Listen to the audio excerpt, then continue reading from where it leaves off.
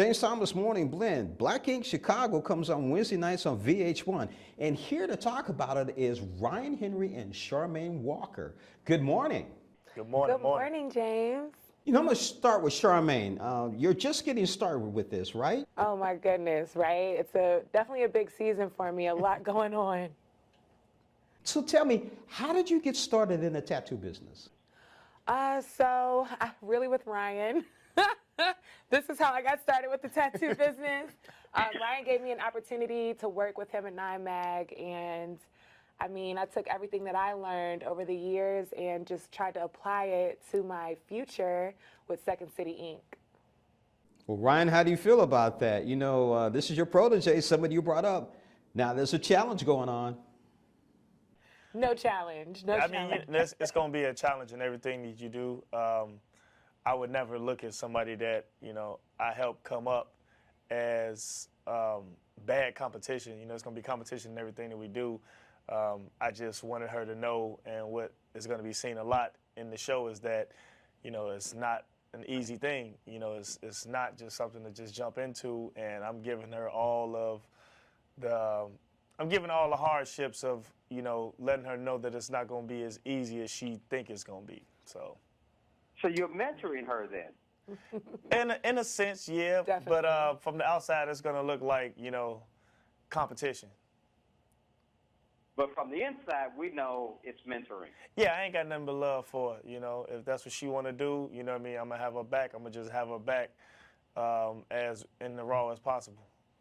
Ryan totally supports me, so, you know, it's like family. You know what, Ryan, I'm saluting you right now. I know you're going through some issues and you're using the tattoo shop to kind of handle those issues. Tell me a little bit about using the shop as therapy.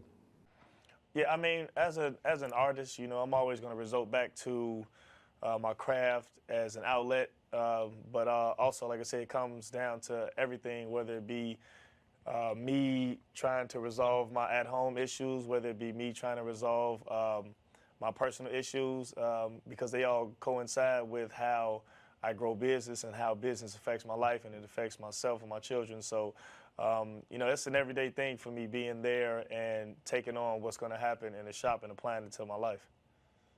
You know, being an entrepreneur and being an African-American entrepreneur, tell me some of the struggles that you have.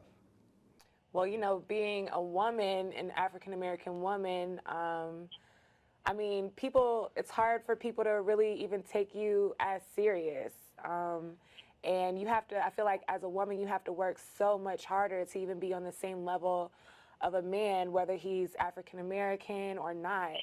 But for me, I use that as motivation personally. Like, I love to work hard. I'm a hard worker. I think I'm a workaholic, to be honest. And I like to surround myself with people like Ryan that I can, you know, look up to and that motivate me to go even harder, for sure. I'm not sure, Ryan, how are you using this, you know, as an entrepreneur, African-American male in Chicago? I mean, it's just, like I said, it's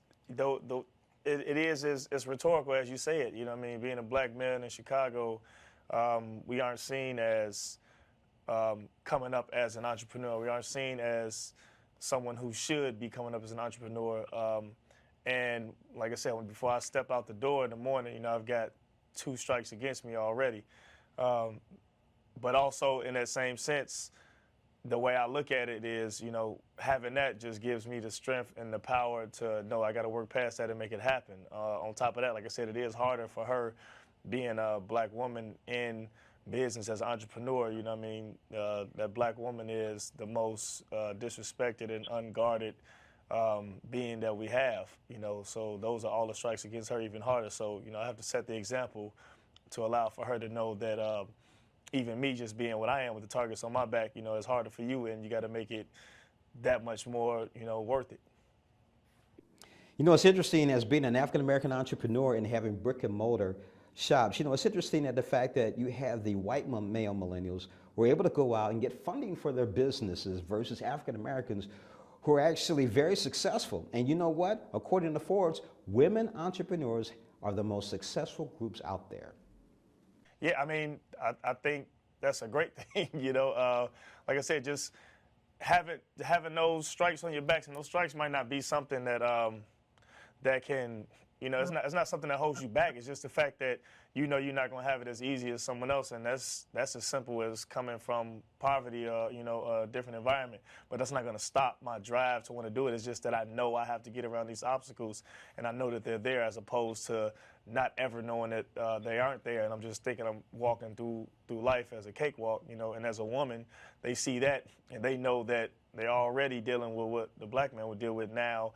As a woman, they feel that, that lack of the affirmative action, so they know they got to go harder. And I think it gives you the opportunity to create thick skin and really, again, In a nutshell. Yeah, in a nutshell, right? But you know that you don't have it as easy as someone else, so it's like, okay, well, I have to go harder, and you don't use it as a crutch. You use it, again, as motivation to get out there. You don't, look for any handouts. You use what you have to get done, whatever you need to get done. You know what? I like that from both of you. Ryan, Charmaine, thank you so much for joining us on Morning Blend. And good luck to both of you. Wednesday night, Black Ink Crew, Chicago, right? We're going to be looking out for you. Thank you. Make sure you catch it every Wednesday night, 8/7 Central on VH1.